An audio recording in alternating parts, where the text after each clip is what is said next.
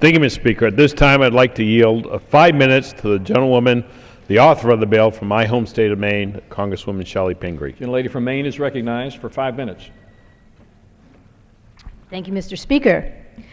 First, I want to thank my colleague from Maine, Mr. Michoud, for his time, for his leadership on the Veterans Affairs Committee, and for sharing his brave constituent, Ruth Moore, with me. I also wanted to thank Chairman Miller for his bipartisan work on this bill, as well as Subcommittee Chair Mr. Runyon and Ms. Titus, the ranking member, for their work on this issue as well. Thank you very much. Mr. Speaker, lately it has been hard to escape the news about the crisis of sexual assault in the military. Senior military personnel charged with preventing sexual assault are themselves investigated or arrested for the very same thing.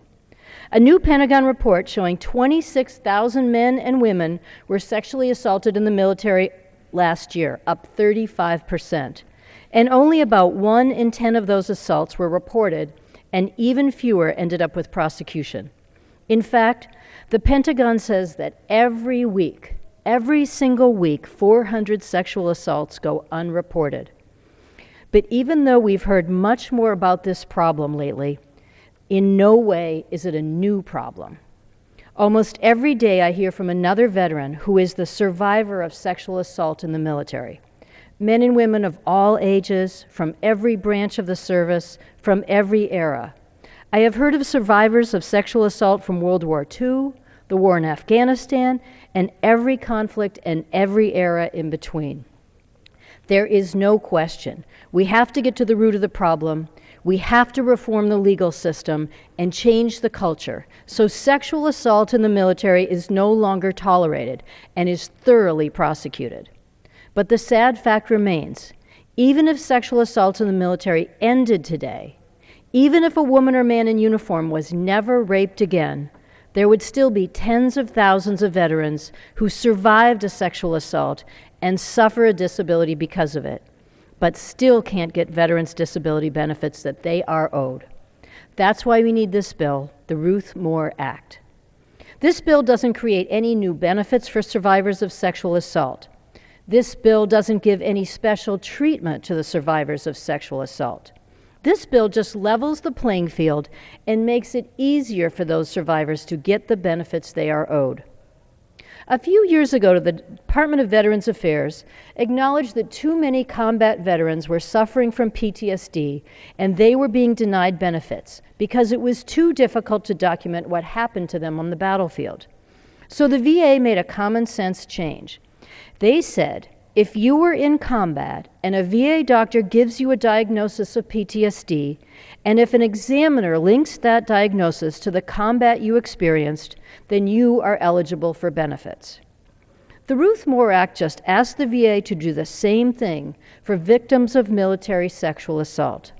If a VA doctor gives a veteran a diagnosis of mental health condition, and there is a medical link to the sexual assault then the VA will have to qualify the veteran for service-related disability benefits. Currently, the VA requires secondary markers to show the sexual assault occurred.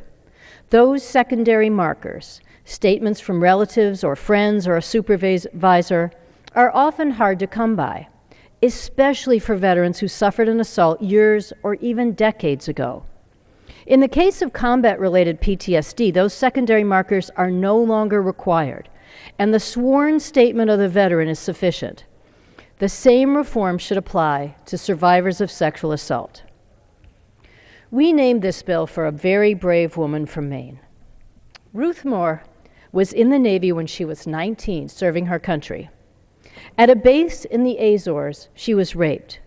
And when she reported it, she was told to keep quiet, and then she was raped again. For 23 years, she fought for the benefits she was owed. Her records were tampered with, she was diagnosed with mental illness, and her life fell apart.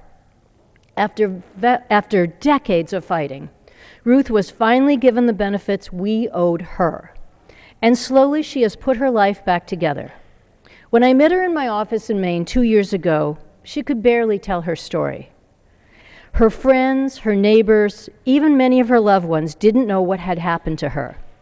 But bit by bit, Ruth has rebuilt her trust of people in positions of responsibility to the point where she came here to Washington and testified before the Veterans Committee. A very brave woman. But there are thousands and thousands of Ruth Moores out there who have been fighting for their benefits for years or even for decades. As survivors of sexual assault, they have suffered and sacrificed enough. We can make the process of getting the benefits they are owed a little bit simpler. I urge my colleagues to support this important bill, and I yield back the balance of my time.